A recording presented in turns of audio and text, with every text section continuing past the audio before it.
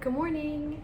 Well, I'm going to be making peach slab pie tonight, and I thought I would show you because it's super easy and it's really good. But as I was preparing to make it, I thought you might like to see how I organize my cookbooks.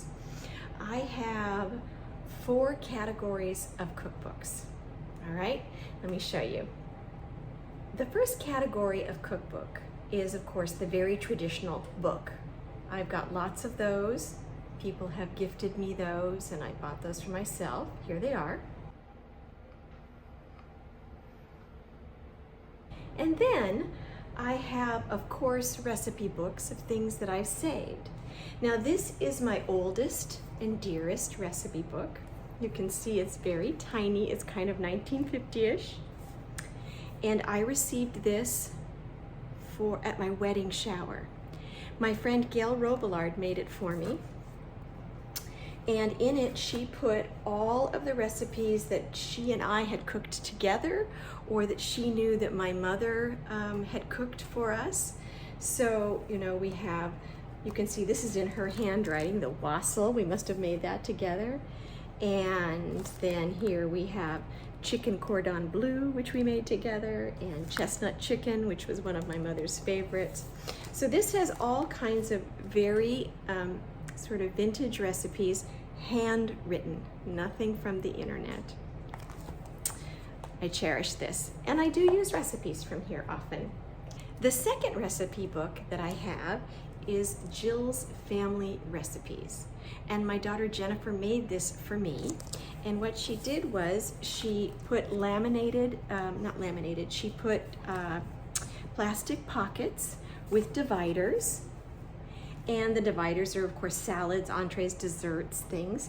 And in here are things that we have made, our family have made together over the years that we've really liked. So there's a lot of things from Christmas and Thanksgiving meals. There's entrees that really worked for me, the slow cooker Mongolian beef.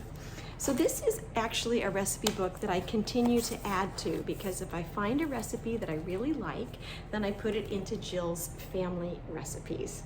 And that's easy to do. All you need to do is get a notebook and those little plastic pockets, and you stick stuff in. So that's easy. And the last one is called my recipe book that I made. So this one is a surprise cooking recipe book. And I think I've told you that I'm a surprise cook, which means that whatever's in the house, I make something of it.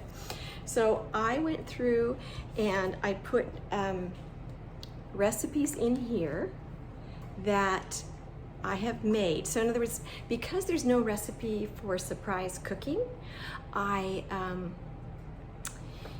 just tried to make the recipe. I just thought in my head, okay, what do I use? I use this, I use that, you know, and I just put it down. So for example, it starts with, the greatest surprise of my life has been the joy of having daughters to share life's journey.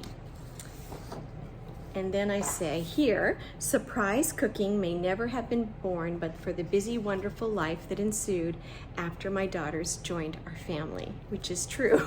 Surprise cooking is a way to get dinner on the table quickly. And then I say, so when you cook, remember, it's not the recipe that makes it work. It's the surprises that bring the unexpected joy. The trick to surprise cooking is flexibility, fresh ingredients, and ease of preparation. So this is broccoli surprise.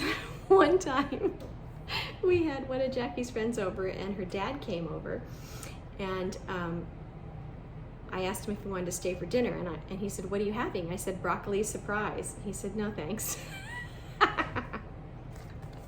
So that's funny. It's just, you know, broccoli with cooked chicken and cheese, very easy. Taco salad surprise, which is just lettuce and ground beef, whatever. So I just made a book of all of my surprise dishes. Carrot salad surprise, rice surprise. We actually had rice surprise for lunch today. It was just to help my daughters understand that they don't always need a recipe, and if they do want to make some of the things that mom makes, it's possible. So those are kinds of recipe books that I have. And now on to peach slab pie.